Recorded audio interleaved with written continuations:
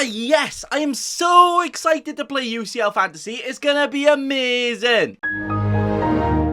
Oh, I like it. Do you honestly think you're fucking funny? Seriously. So, quite a wibbly-wobbly start there, lads. Yeah. But guess what? It's time to move on to the UCL Fantasy Matchday 2 team selection, where my not-so-sexy final Matchday 1 team look like this. With just a few changes last minute from my video here as well, which included bringing Gini Wijnaldum in for a 1-week punt for his mighty two-pointer. But it also meant I had to drop down Luke Shaw to Aaron Wan-Bissaka to be able to afford that. Wan-Bissaka red card minus 3-pointer, and you can't sub out players with red cards in UCL Fantasy.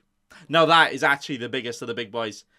I like it! So yeah, not the best of starts, but UCL Fantasy is a marathon, not a sprint, right? It's not like it's only got like 6 or 7 game weeks and then the quarterfinals.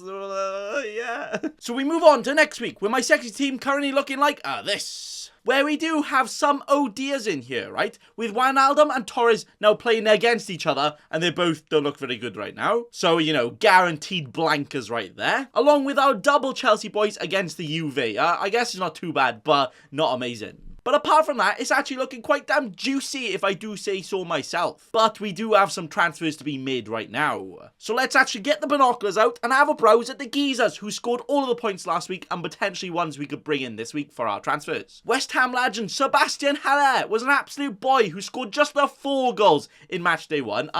How? But unfortunately, I am definitely not getting him in because he takes up a forward spot because he is a forward. And then you got the likes of Haaland, Lukaku, Ronaldo, Lewandowski, all of them. I definitely don't want to drop any one of them for Haller. Nah, are you mad?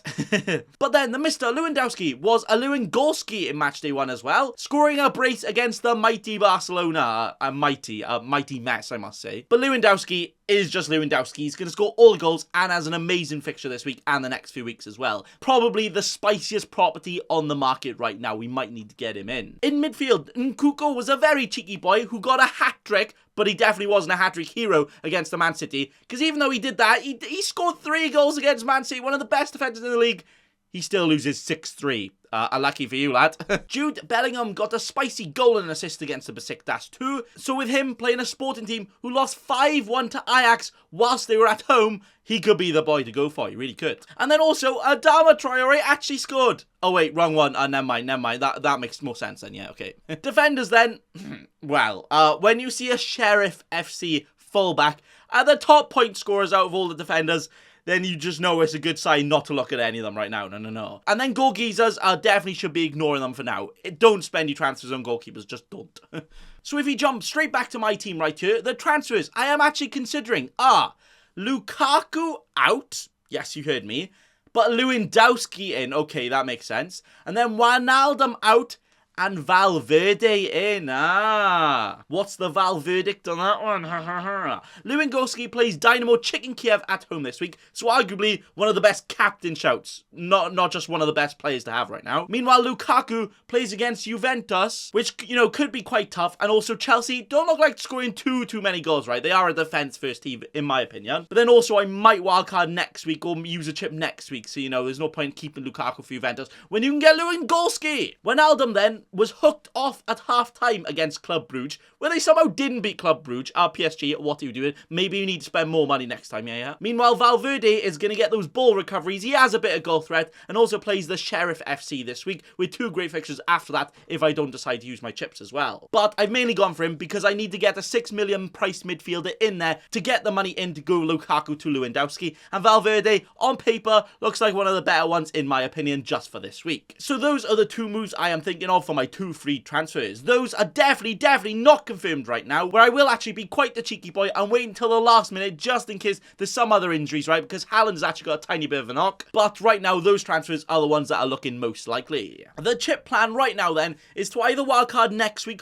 or maybe the week after, just because the team's looking a bit wibbly-wobbly, but I want to get at least 1 more game week info, you know, before I choose a team for the rest of the group stage, and then I'll probably use my limitless chip either in one of the last 2 weeks or so, I reckon. Captaincy will be on a Haaland if he is fit for the first day. And then if he isn't fit, I guess I'll just have to go for Ferran Torres or someone. Oh dear. And then day 2, it's got to be Lewandowski if I've got him, Ronaldo if I don't. So that is actually the team selection done.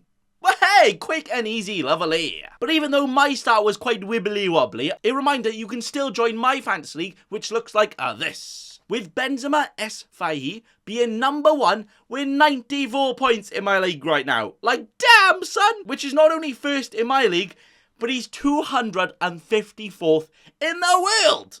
What an absolute mad lad. Go on, win it. Go on, win it. Go on, win it. All because of Bacon Boy. Go on, you're welcome. You definitely need my help to do well if you do it that well. Yeah, don't you? Yeah.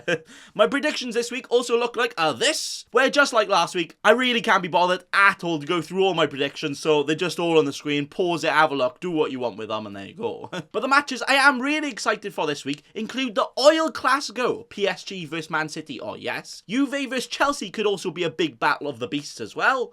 But more importantly, the match I'm really looking forward to is Zenit vs Malmo. Hey! Oh, I actually can't wait for this, lads. 322 bags of popcorn has been ordered by the Bacon Boy because I can just sit there having a munch, watching it on my monitors. Oh, it's going to be amazing. I'm so excited. Yay! This isn't sarcasm at all, yeah.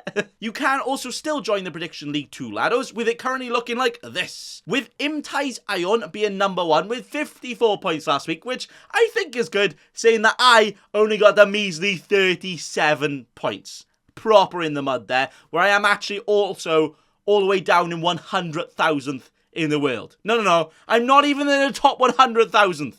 And I'm pretty sure there's probably only about 100,000 players doing the predictions. Oh, crumbs. Now that is actually the biggest.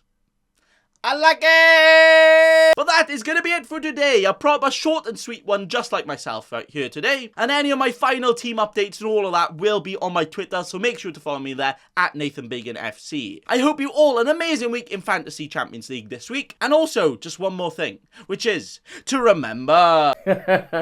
Don't be a cheeky scrub. Subscribe to Nathan Bacon right now.